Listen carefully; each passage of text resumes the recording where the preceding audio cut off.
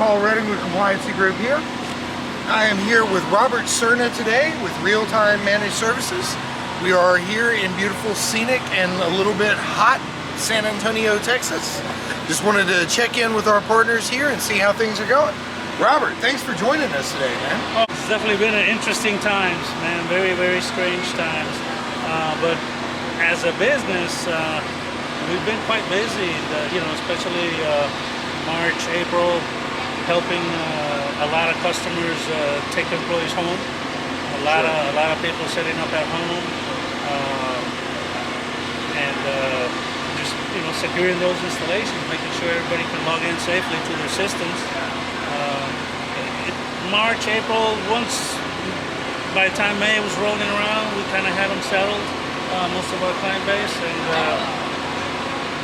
I was just missing visiting with them. And how are you interacting with your folks? I mean, obviously your clients don't want you popping in every day and sticking your face in their office. So are you doing Zoom meetings with them, or how are you guys kind of bridging that gap? Mostly just phone calls and texts, and calling in, see how they're doing. Do you find yourself doing more of that than you did before? Kind of definitely, yeah. Account maintenance is now more of an issue? Yeah, and it's again more phone and email. I mean, I used to spend my days on the road.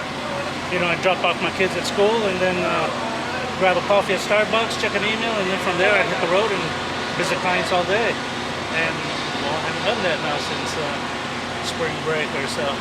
Yeah, I've been home since March myself, yeah. And I think the one-to-many interaction from, let's say, the vendor side of the channel is the problem, but on the MSP side, it really is that dialogue with the decision maker that, you become kind of part of their business at that level, right? Oh, yeah. Well, they're counting on you to, give them solutions to, make their business run well, and we try to do that every day as best we can. So I gotta ask, how did you avoid telling them "I told you so" when everything hit the fan and suddenly everybody had to run home? I mean, there has to be a degree of, if everybody had done what you recommended in the first place, they'd have had a business continuity plan, right? What is your take when that happens? Well, there are two of us heading the company. My partner is the one that would tell them "I told you so," and I'm the nicer guy. You just come in with the solution and wash over the fact that he's been trying to. It's going to be okay. It's going to be okay. I think that's kind of the message that this tour has at least given me, is that not just our community, I think the American community as a whole, it's going to be okay. Like, I don't know what I expected when we headed out over this 6,000 or 7,000 mile journey and you start hitting all these different partners in all these different places, but the world didn't stop. Everybody didn't lose all their clients. I haven't yet run into one of our partners on the road that goes, "I lost 70% of my revenue since March." I think that it's shown, if nothing else, we're a very resilient people. And here in the channel, we bump and move fast, right? Like, we turned it into an opportunity to create work from home environments. We delivered maybe a stickier relationship with that client because now you're part of that solution. So, I mean, what do you think over the next 2 years? This, if nothing else, creates more opportunity from my perspective. Oh, yeah, and I mean, most MSPs, I imagine, are providing essential services. I mean, a business needs email, they need their phones. I mean, those are the last two things they're going to cut off, the communications with their clients. So, we're providing email, we're providing backups, we're providing voice over IP systems. So that can't stop, My old partner at my old MSP, we were discussing the whole travel lockdown in the city thing when it got really hardcore.